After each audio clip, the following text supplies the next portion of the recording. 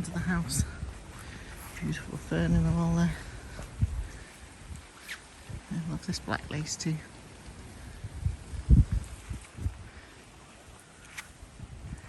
I like it names of plants.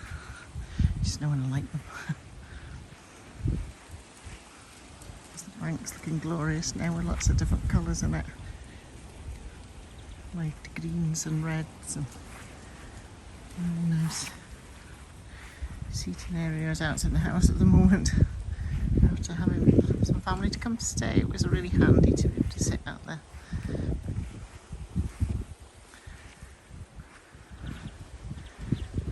Cabbage pond. Still getting lots of lovely birds coming in feeding. Not seen the red poles for a while, but goldfinches and all sorts of really nice stuff. So I've had 3 goes at cutting back hedges and things, so you can see how much everything has grown. It's unlike the rest of the country, we've not had a really spectacular summer. We've had a lot of rain, which has meant that everything just is loving life and growing like mad. So the ground's quite wet now, but it's very mild, and even though it's windy, it's a warm wind, so the plants are just having a field day. Things are just growing.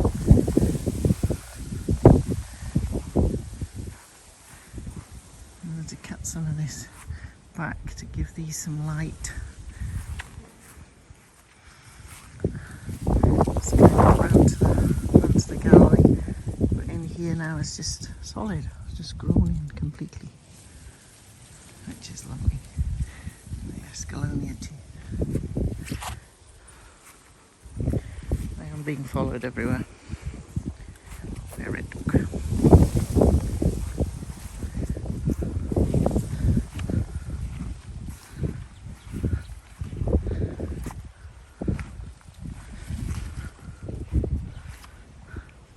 Monty seems to have dragged his blanket out onto the lawn. That's what that yellow thing is up there.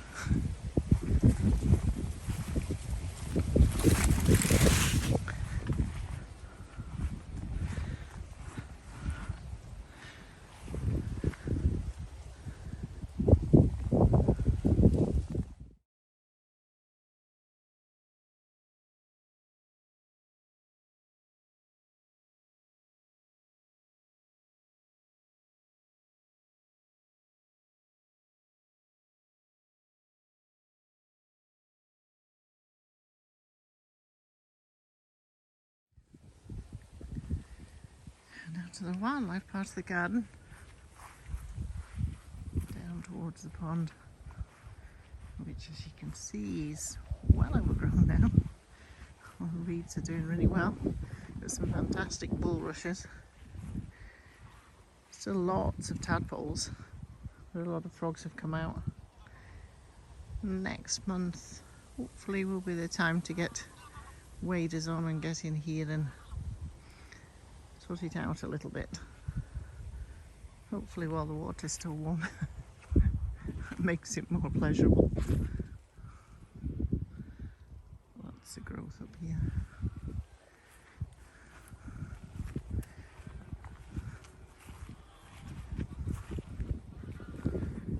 So the wild flower bits down the side of this path that I'd cut back before I've grown back. Most of the wildflowers are by with now, but it has been spectacular, which is really good. Path into the pond.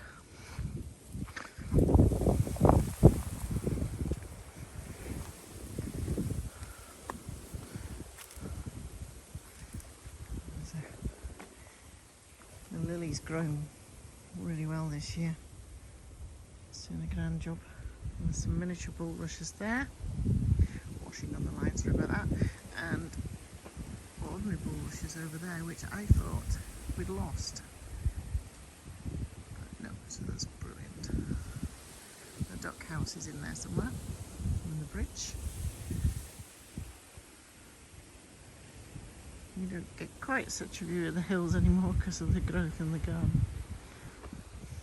But we'll take that, that's okay.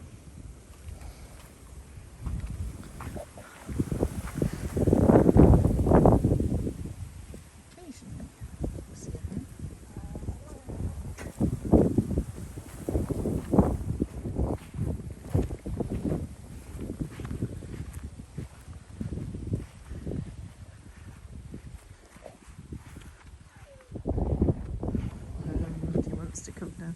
You can't come down because of the hounds. But I'd show you the gunnerer.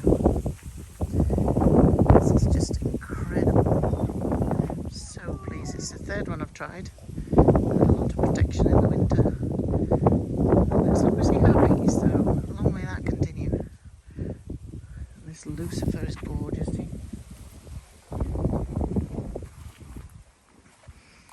Through around the side of the shed. So it's got some pine trees, lots of dappled shade down here as the trees have really filled in. So there's lots of nice little paths and walkways. The grandkids love it because they get lost in here. It's like being in a forest with them. It's not quite that tall yet for us. We're getting there.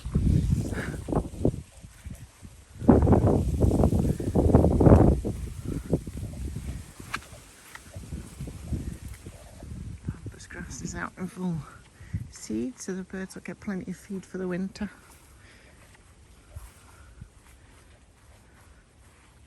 The new larches are doing really well. I think they'll be glorious down here once they really get going. And then round here to where the ash trees are and the oak trees. You have to duck your way through here. Past the oak tree.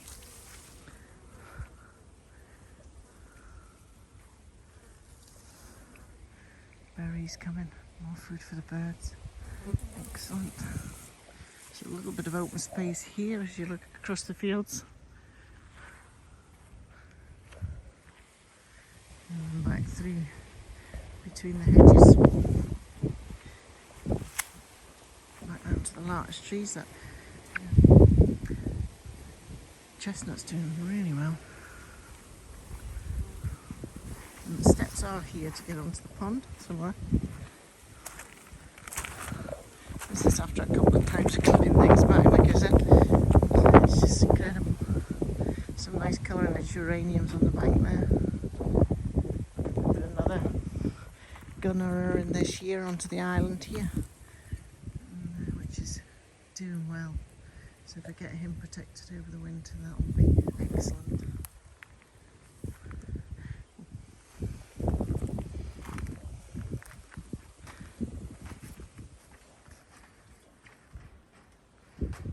It does go down under there and through to the other side.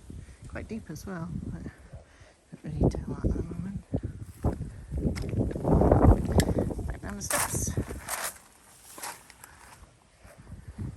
Took a few of the willows out here and did a bit of new planting of some Scotch pines, which will be quite nice for a change.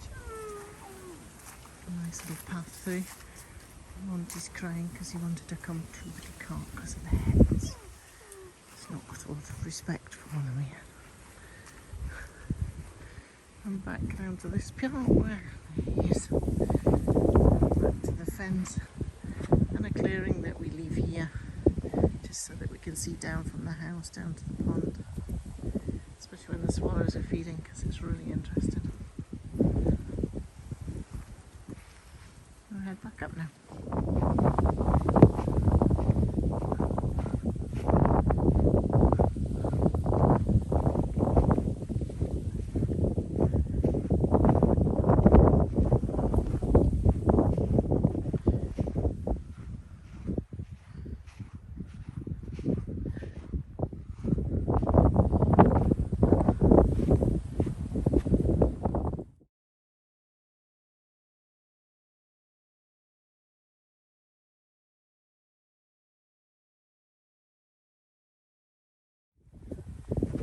So here we go into the allotment area. A lot more growth on the bank. These trees have come on really well here, and the raspberries. Nice little secluded area here, and then coming through to the woodland area. The ferns are looking beautiful. And there's a wild blackberry growing there. And as you come back out of here, down past these trees here, sheltering us from the road. Some tatties and comfrey. I've been picked quite a lot because I use it for liquid compost. Rhubarb's still doing really well. One of many plants. Leeks have gone a bit past it. We have some nice sweet corn growing here. First time I've tried sweet corn outside. We'll see how it goes. And then into the cubby.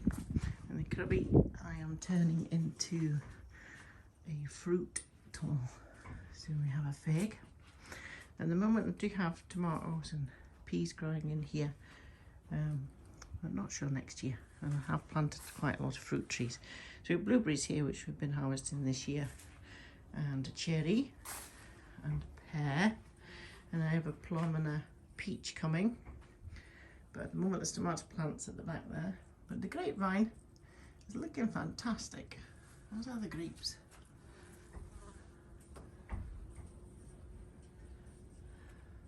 Not quite ready yet, but coming along. There's Eric sitting there, our friendly gnome. Some onions that we've harvested and some of the shallots that we've harvested. Put a eucalyptus in that little pot. There's a bay tree, loving life in the corner there. It's a little herb area. And this was some tatties we had inside. We harvested a lot of them, but there is this one left to take out yet.